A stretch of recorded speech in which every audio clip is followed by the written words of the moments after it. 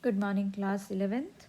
So, as you know that we are on our last lecture uh, from our class 11th, according to our CBSE this year's syllabus, and I will request all of you to now start revising because it is very important. Otherwise, all the things they are going to be so confused for you, right?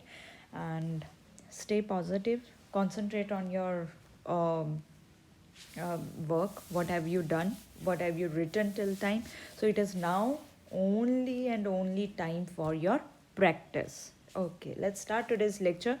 So we talked about auxins, right? We started with the first plant growth regulator, that was auxins. In the auxins, we talked about the scientists, that how these auxins they were discovered and isolated, as well as we talked about their site of synthesis. So basically, they promote growth. So where is auxin released in the plant? That is on the tip portion. So that, as you know, that at the tip, which meristem is there? That is the apical meristem, because it helps in continuous division of the cells, or you can say continuation of the growth. So this site of synthesis of auxins is very very important, which is the apical portion, or even in your books it is apices of your stem and root, means tips of root and stem, where you can observe these auxin. Now let's talk about the effects and the uses of auxin. First, if use is they promote cell division in case of plant. That is why, see, if the cell they will divide, from one cell two are formed, from two more will form, only then the growth will happen. And we know that auxin is a growth hormone, so auxins promote cell division. Now, when I said that it is very commonly used in the tissue culture, so suppose I have taken these cells from the plant and we are culturing them on the agar agar medium. Now if you are adding auxin in this medium, it will initiate root formation. So it is a very helpful hormone, very helpful regulator for the root formation. Very important point of auxin is it shows apical dominance. See, apexis means that is the tip portion. So as auxins are releasing there, the plant will grow to a certain height, but only in this direction. Lateral buds they will not grow. So it shows apical dominance, means till the time tip of the stem or roots they are growing, it will not allow lateral buds to grow. So you can say that growing of apical bud, it inhibit the growth of lateral buds. Only the moment when the plant attains certain height, then after that time you can observe lateral buds they start growing. It promotes flowering because it is a basically growth promoter hormone, so it promotes flowering in pineapple.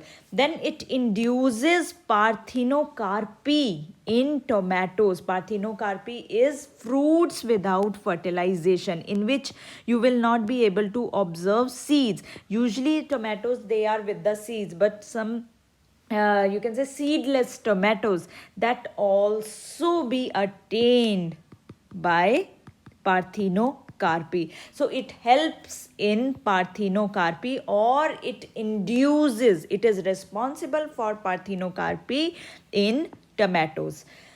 It prevents premature leaf fall, means it protect young leaves as well as unripened fruits to fall. So auxin is a very very helpful growth hormone for the plants, which prevent young leaves and unripened fruits to fall before their actual time.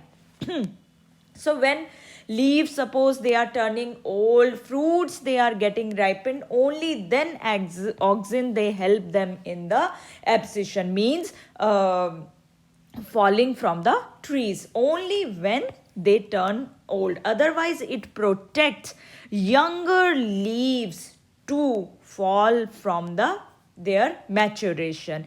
It helps in tissue differentiation. That is why it, when the in the plants, especially in the trees, it plays very important role in tissue differentiation, like it plays role in the xylem differentiation. Then decapitation of shoot. Suppose if you are now removed this tip, if you have decapitated it, then what will happen? Your apical dominance, it means you have stopped apical dominance, and lateral buds they will start growing. This step is specially used in case of tea plantation as well as hedge making. They decapitate, they remove the tip of the shoots and avoid apical dominance. Very commonly used weedicide or herbicide, that is 2,4-D. It is a synthetic auxin and it is used to kill dicot weeds in the crop fields, but not for the monocot. It is not efficient or applicable for the monocotyledons weed. It does not kill mature monocot plant. It is only and only effective for the dicot weeds. So the questions which are kind of questions which are asked, that is the removal of shoot tips is very useful technique to boost the production of tea leaves. This is because gibberellins prevent bolting and inactivated, no. Auxins prevent leaf drop at early stages, but इसका हमारे T leaf से कोई relation नहीं है. Effect of auxin is removed and growth of lateral buds, definitely. Production of tea leaves means tea plantation, if you observe that lateral branches are more developed. Lateral branches development means you have removed the effect of auxins. So correct answer is C. Auxin, which is widely or very commonly used to kill dicot weed, that is our 2,4-D. So this is all about auxin, and today we are going to talk about now second plant growth regulator, that is gibberellins, right? Or we can say gibberellic acid. See, children, always remember that my purpose is to tell you each and every single line of NCERT. And if you watched my lectures previously or till now, if you are following me, then I have covered every single line of NCERT. Even in the few topics, I have covered more than NCERT, right? So if you want to master over NCERT, then I can definitely make you assure that my lectures, they are perfect for they are perfect to revise NCERT for your NEET examination.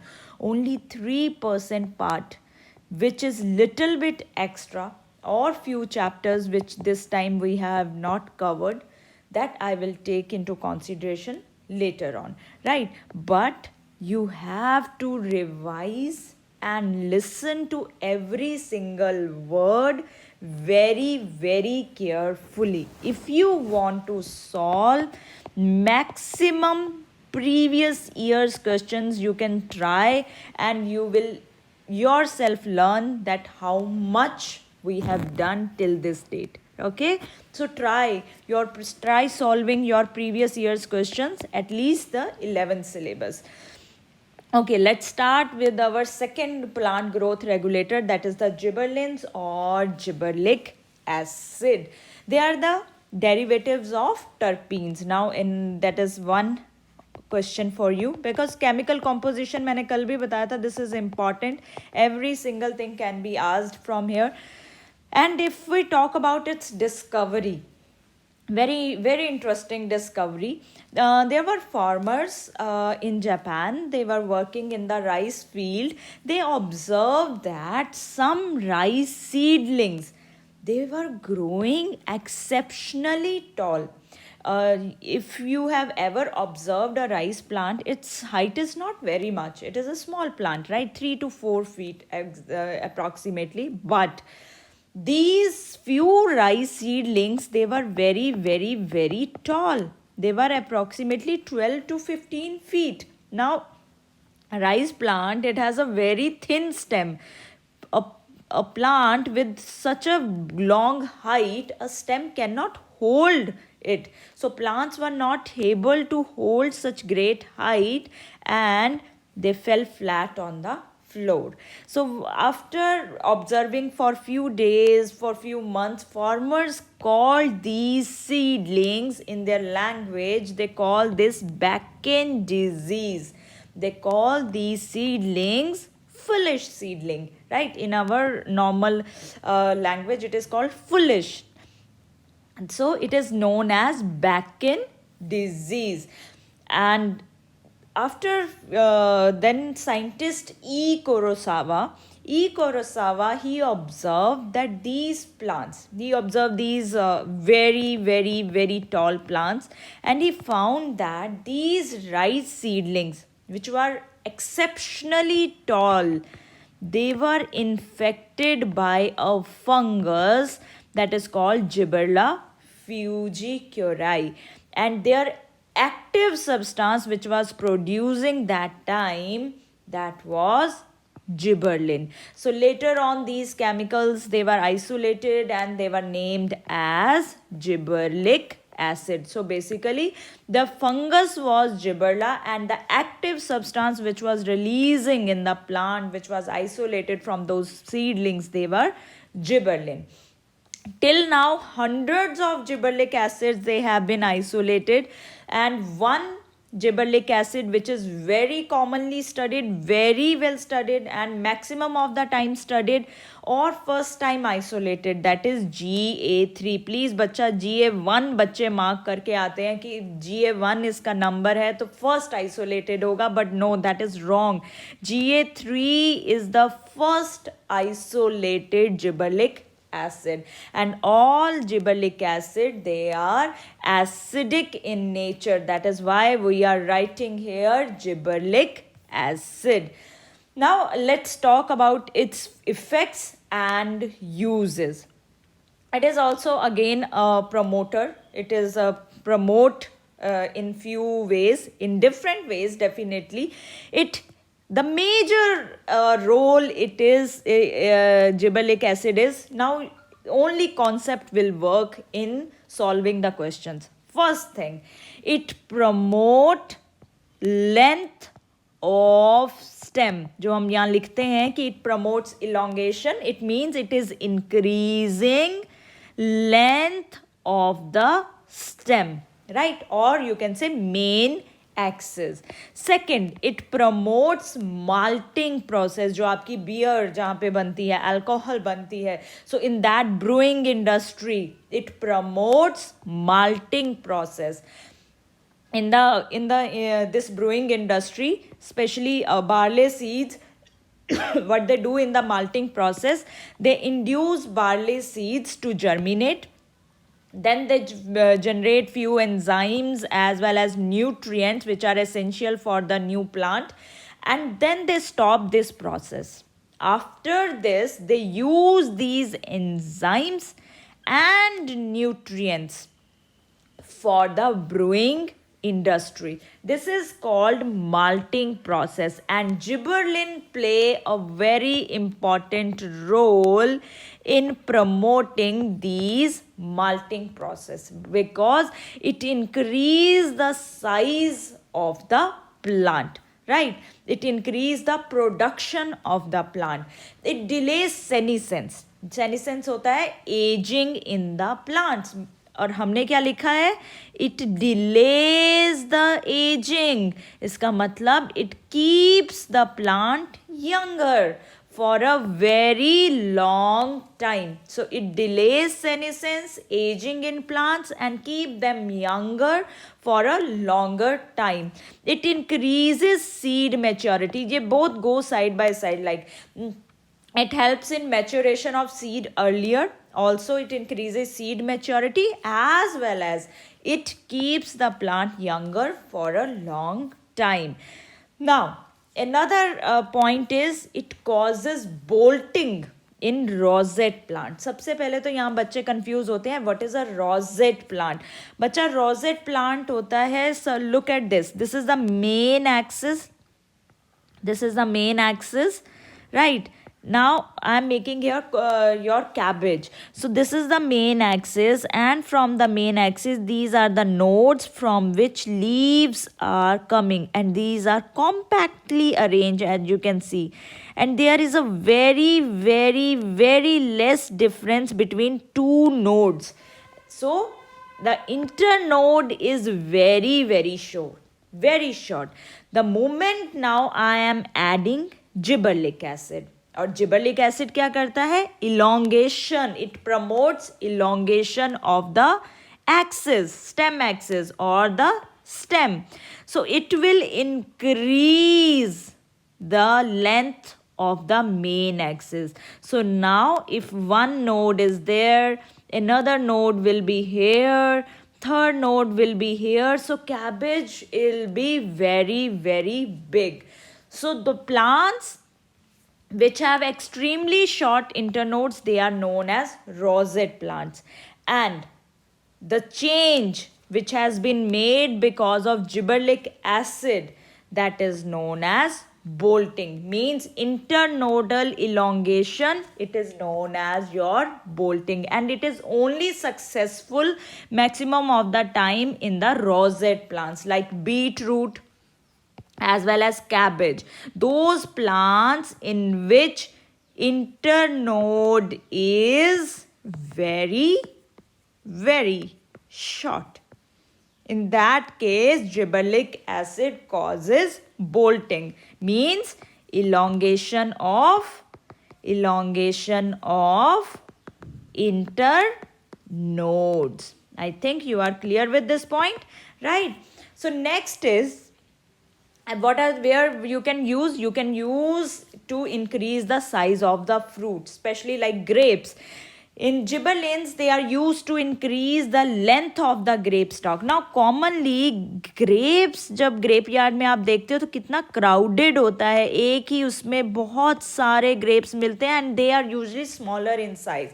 If you add gibberellic acid, length of the stalk will be increased, and the problem of overcrowded will be gone, and now the fruit will get sufficient space to grow, so it will be larger in size. So it increase the length of the grape stalk, as well as this results in increase in the size of grapes. Sugarcane, जो sugarcane आप हम which we eat, that is what? It is a stem. Now, gibberellic acid also used to increase the length of sugarcane, length of stem of sugarcane. So, if you have increased, suppose this is my sugarcane's normal size. So, if you have increased it to a certain height, definitely my crop yield will be increased. So I will get so much benefit from this kind of sugarcane.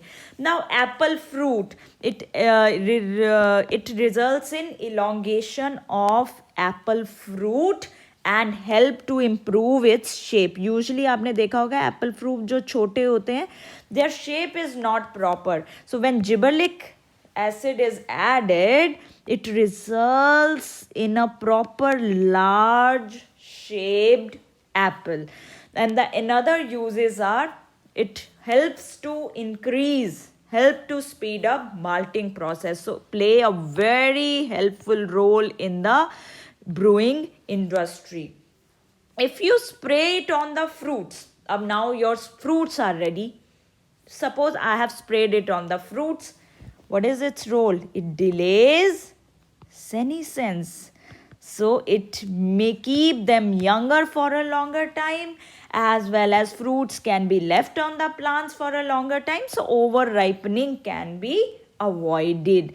It promotes seed germination. So because using gibberellic acid, seeds they can mature at faster rate, and if seeds can get mature at a faster rate, you will get new plants at a faster rate. More is more or I will write less time seed germination will take. Within the very less time you will get new plants, right? So it promotes seed germination as well as it delays senescence. So this is all about our gibberellins. Now we will talk about in the next lecture about the cytokinins and abscisic acid. Okay.